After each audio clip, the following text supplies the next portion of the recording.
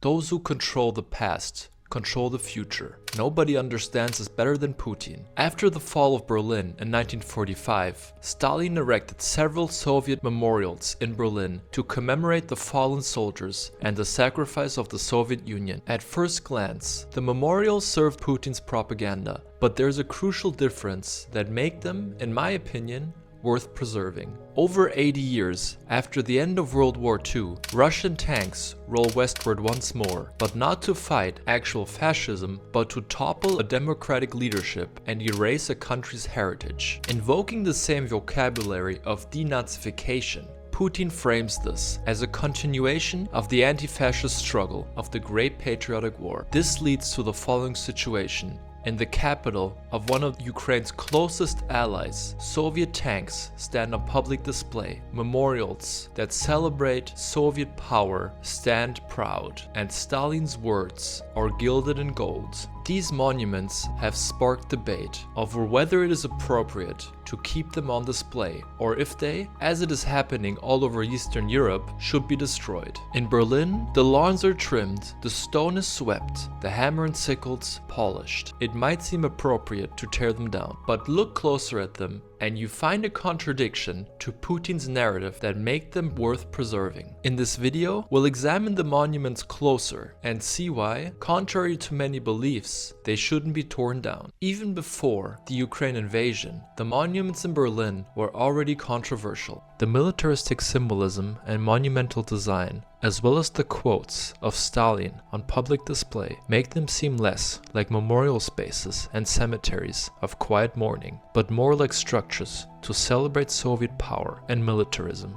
From the start, the memorials were meant as an ideological project and to plant a flag in the conquered Berlin. Both Putin and Stalin used the story of the Great Patriotic War to craft a myth of sacrifice and opposition to the West. But there's a crucial difference where Putin deviates from the Soviet myth. Look closer, and the contradiction becomes clear.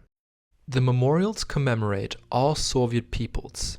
The memory is a multi-ethnic one, of Russians, Belarusians, Central Asians, and crucially, Ukrainians. Around 2.5 million Ukrainians are said to have died fighting the Nazis in the ranks of the Red Army. These monuments stand as physical evidence that, at least in its propaganda, the Soviet Union portrayed Ukrainians as equals, not enemies.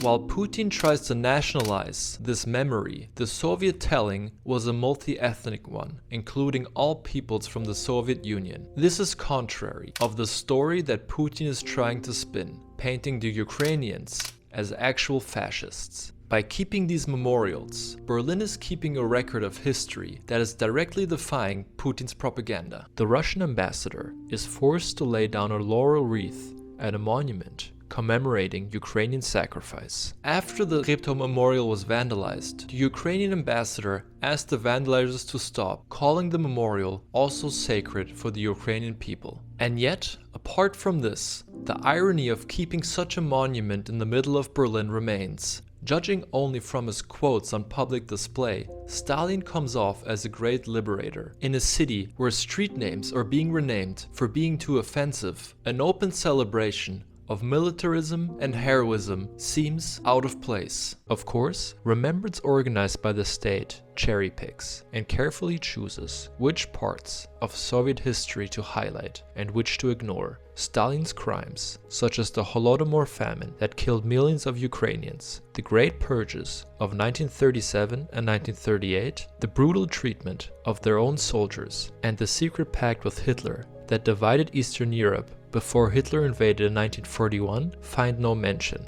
Accordingly, the inscriptions date the war only from 1941 to 1945, erasing earlier Soviet complicity with Nazi Germany. So what should be done with them? Germany is bound to preserve them as they are. Any changes would need the approval of Moscow, but leaving them as they are, Stalin's quotes uncontextualized, also feels wrong. For me, the solution lies in context. A good example of how they could be dealt with can be found in the city of Dresden. After renovation, plaques now explain the historic and modern context of these monuments. Berlin could follow this lead, turning tools of propaganda into sites of active learning. History doesn't disappear when monuments fall. With the right context, they can become something else. The monuments stand as a solemn reminder how power shapes history, and in turn, how history exposes the powerful.